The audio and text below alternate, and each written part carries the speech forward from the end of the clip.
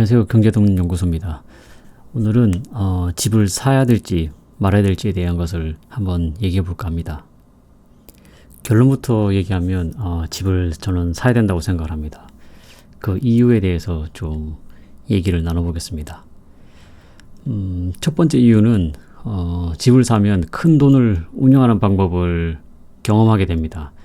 이 부자들은 사실 큰 돈을 잘 다룰 줄 아는 사람들인데, 우리같이 이제 부자가 아닌 사람들은 사실 큰 돈을 다뤄본 경험이 거의 없습니다. 그래서 사실 큰 돈을 다루는 그 방법을 알 길이 없죠.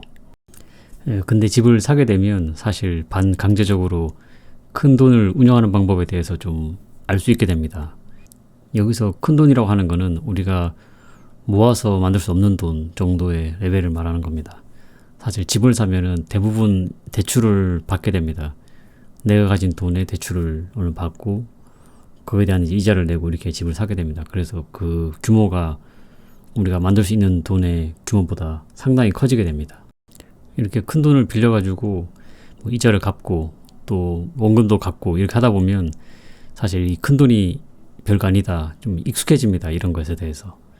처음 집을 이제 사게 되면 좀 이제 겁이 납니다. 사기 전에. 이 큰 돈의 압박이 장난이 아닙니다. 그래서 저도 옛날에 집을 살 때 그랬고, 사실 뭐 그런 것 때문에 이 좋은 집을 사기가 힘듭니다. 처음 집을 살 때는. 한 번 사고 두 번 사고 하다 보면 이 큰 돈에 대해서 익숙해지게 됩니다. 그래서 이 돈에 너무 집중해가지고 이 집을 살 때 본질을 놓치는 그런 실수를 좀 덜 할 수 있게 됩니다. 그리고 이 밥그릇이 커진다고 해야 될까요? 그래서 큰 돈을 벌 그 준비가 되는 겁니다. 이제 그 기회가 와도 이 준비가 되지 않으면 그 기회를 먹을 수가 없습니다. 그래서 어떻게 보면 이제 그런 준비가 되는 거라고 볼 수 있을 것 같습니다. 그리고 두 번째입니다. 집을 사면 그 내가 살아가는 환경이 달라지게 됩니다. 어떻게 달라지냐면 뭐 남의 집에 사느냐 내 집에 사느냐 이 차이입니다. 사실 이게 별 차이가 아닌 것 같아도 잘 생각해 보면 아주 큰 차이가 있습니다. 농사를 짓는 것을 생각해 보면 이제 남의 땅에다가 그 남의 땅을 빌려서 농사를 짓는 것과 내 땅에다가 직접 농사를 짓는 것, 뭐 그런 차이라고 볼 수도 있을 것 같습니다. 이게 이제 내 땅이라고 생각하면 이 땅에서 농사를 지을 때 이제 장기적인 계획을 세우게 됩니다. 뭐 장기적인 계획은 뭐 항상 세우긴 하지만 이게 정말 내 땅이라고 하면 이제 같은 작물을 계속 생산하면은 땅이 또 황폐해지기도 하고, 또 필요하면 뭐 웅덩이도 팔 수도 있고 뭐 이것저것 다 할 수도 있죠. 필요한 경우에는 뭐 창고 같은 것도 지을 수도 있을 것 같습니다.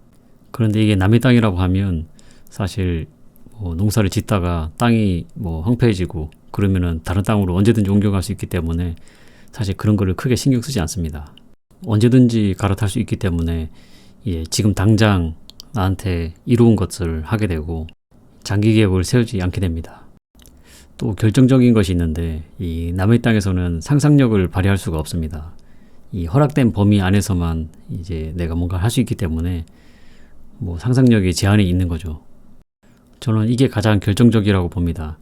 사실 뭔가를 상상할 수 없으면은 내 미래를 이미 계산을 할 수가 있습니다.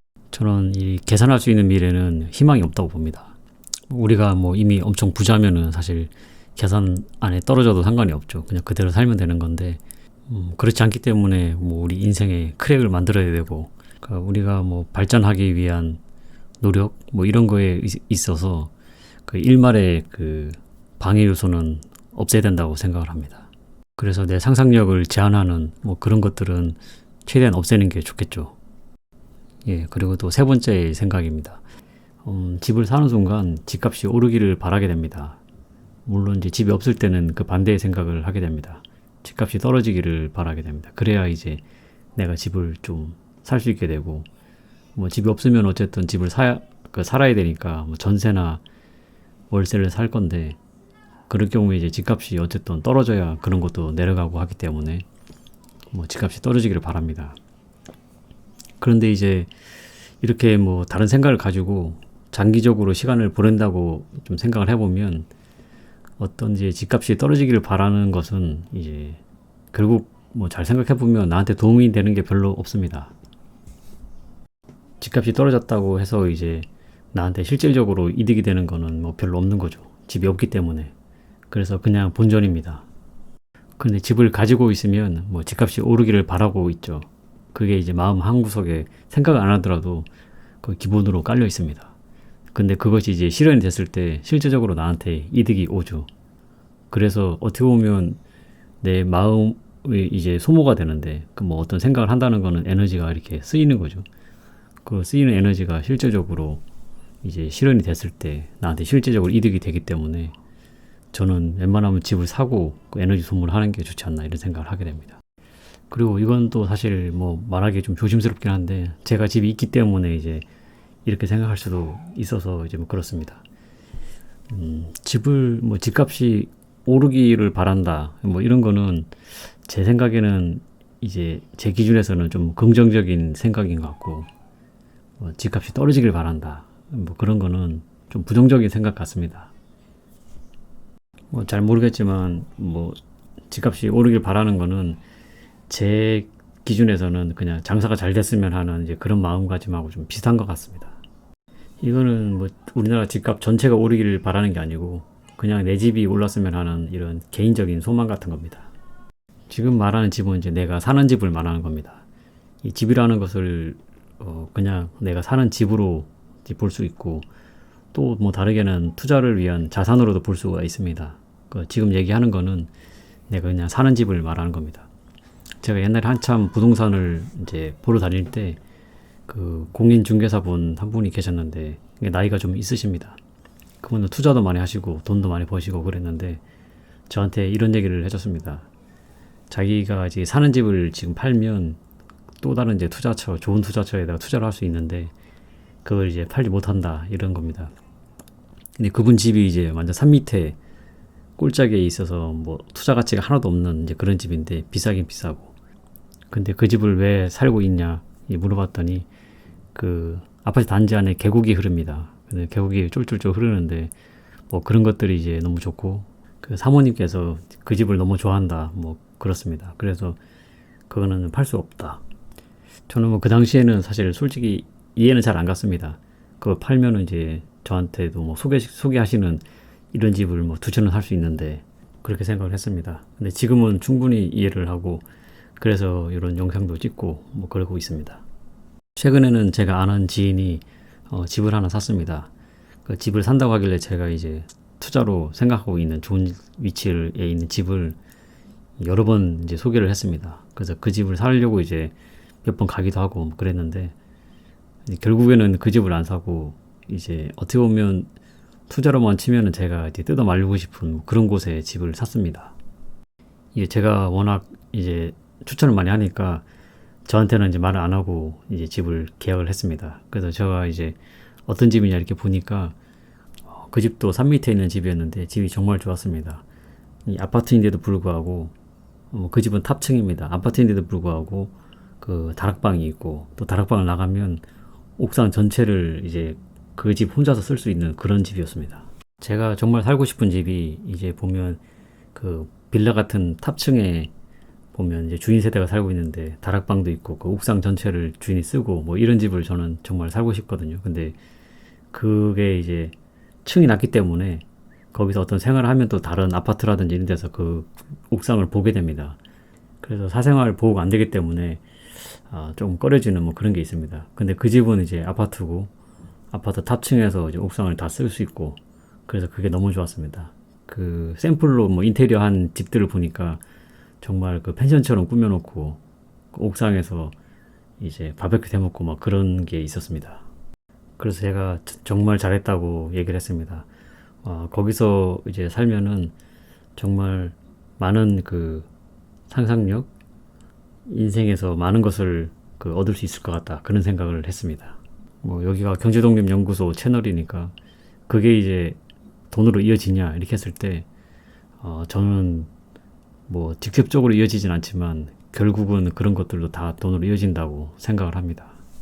어떤 뭐 생각을 하나 하더라도 그 저처럼 지금 골방에서 생각하는 거하고 그 옥상에서 이제 상쾌한 공기 마시면서 이렇게 거닐면서 생각하는 거하고는 정말로 차이가 많이 날 것 같습니다. 그러면 이제 집을 투자로 보고 사는 것에 대해서 한번 말씀 들어보겠습니다.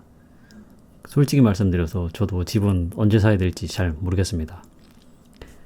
어떤 지표를 보고 그 집 사는 타이밍을 보는 사람들도 있는데, 이 지표라고 하는 것은 항상 결과론적인 것입니다. 그래서 어떤 결과가 있어야 그런 지표가 나오기 때문에, 그리고 그 지표가 신뢰도를 가지려면 그 결과가 많이 누적이 돼야 되는데, 그러면 이미 사실 결과가 나온 거죠. 뭐 그걸 보고 집을 사는 타이밍을 잡겠다 이러면 이제 저는 무조건 늦었다고 봅니다.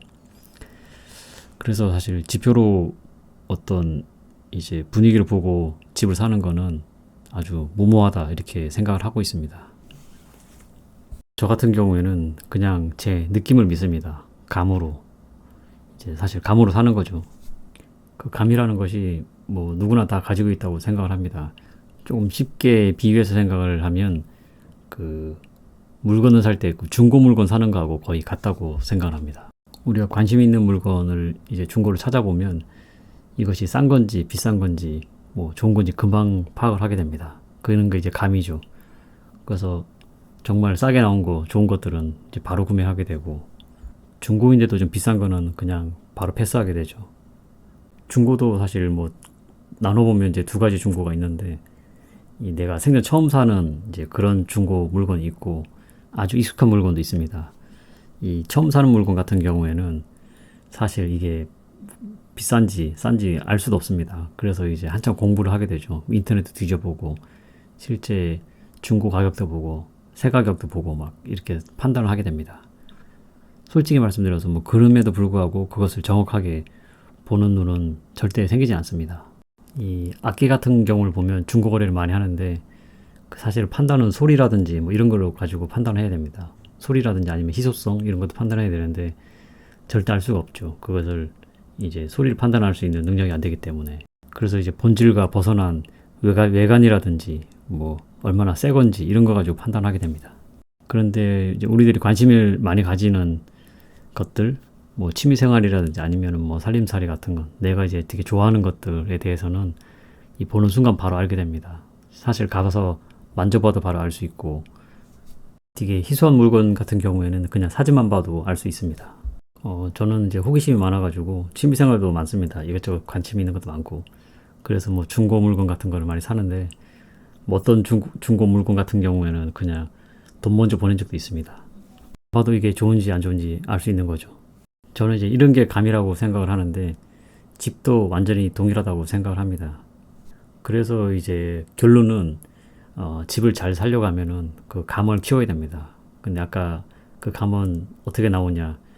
제 생각에는 뭐 공부로도 가능할 수 있긴 하겠지만 그것도 한계가 있고, 사실 집을 취미생활로 뭐 그렇게 생각을 하면 이제 감이 좀 키워지지 않을까 이런 생각을 합니다. 사실 뭐 집 사고 팔고 이런 거를 취미생활 한다, 이거는 쉽지 않은 일이긴 한데, 그 사람이 살다 보면 돈은 모이기 마련입니다. 막 흥청망청 쓰지 않으면 결국은 돈은 모이고, 사실 언젠가는 집을 살 그 준비가 되게 됩니다. 근데 그때를 위해서 이제 집에 관심을 가지고 이것저것 찾아보기도 하고, 남들은 집을 어떻게 샀는지, 뭐 투자에 어떻게 성공했는지 이런 것들 좀 보고, 부동산도 그냥 문 열고 들어가는 거죠. 가서 이제 뭐가 좋은 집이냐 이렇게 좀 보기도 하고, 이게 왜 로얄동이고 로얄층이냐 이런 것도 좀 확인을 하고, 뭐 지인들하고도 부동산 얘기도 뭐 자주 하는 것도 좋다고 봅니다. 스포츠를 좋아하는 사람들은 이제 스포츠 뉴스라든지 뭐 이런 걸 챙겨보죠. 관심 있게. 뭐 그런 것처럼 이제 부동산도 뭐 일종의 그렇게 뭐 즐기는 겁니다. 저 같은 경우에는 관계 있는 뉴스도 좀 잘 찾아보고, 한 가지 뭐 좀 팁을 주자면, 저는 이제 지도를 많이 봅니다. 요즘에 보면 이제 네이버 지도라든지 다음 지도 이런 거가 잘 되어 있습니다. 그래서 뭐 길에 대한 것도 쳐다보고, 그걸 이제 위성 사진으로 보면 산의 형상이라든지 뭐 땅의 모양 이런 거를 볼 수가 있습니다. 그리고 이제 사람들이 몰려 사는 곳은 이렇게 회색으로 표시가 됩니다. 뭐 건물이 많은 거죠. 이 회색이 어떤 식으로 이제 형성이 되어 있는지 뭐 이런 것들을 보고, 어디로 사람들이 몰려들 건가 이런 것도 좀 살펴봅니다. 그리고 요즘에 이제 결정적으로 좋은 거는 그 로드뷰입니다. 그 차를 타고 길에서 다 찍어놔가지고 실제 아파트 단지에 안 가봐도 거기서 차 타고 다 돌아다니는 것처럼 볼 수가 있습니다. 그게 좋은 게 뭐냐면, 저 같은 경우에는 이제 그렇게 뭐 로얄동 이런 거를 파악을 합니다. 그 사진을 보면 이제 낮에 찍은 사진이라든지 저녁에 찍은 사진이 있습니다. 그런 거 보면 아파트 단지에 어느 동이 그늘이지고 또 뭐 로얄 동이라 하더라도 어느 층까지는 이제 그늘이 지고 어느 층까지는 그늘이 안 지고 이런 것을 어느 정도 파악을 할 수가 있습니다. 그래서 이제 대충 여기서는 이 단지가 좋은데 이 단지 안에서는 이 동이 좋고 이 동 안에서는 어느 층 이상부터는 좋다 이런 거를 이제 다 파악을 하고 뭐 그런 걸 보는 걸 뭐 재밌어 합니다.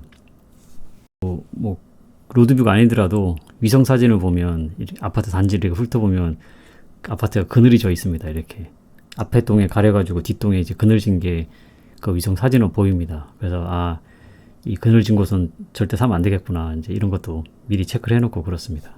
그리고 지도에서 네이버 부동산 하고 바로 이어지기 때문에 그 시세를 파악해 놓는 것도 좋습니다. 그래서 여기서부터 이만큼까지는 내가 살 수 있는 영역이구나 뭐 그런 것도 미리 좀 체크를 해놓고, 그리고 사실 돈이라는 게 아까 말씀드린 것처럼 뭐 언젠가는 모여지기 마련입니다. 그래서 이제 제가 뭐 가진 돈 한해서 살 수 있는 것만 보는 게 아니고 나중에 이제 미래에 내가 살 수 있는 아파트 이런 것들도 이것저것 살펴보고 있습니다.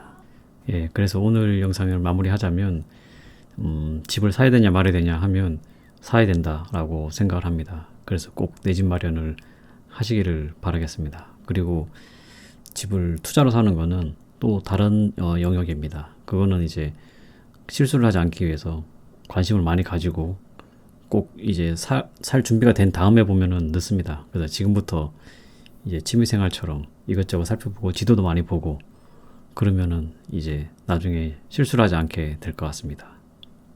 오늘 영상은 여기까지 하겠습니다. 감사합니다.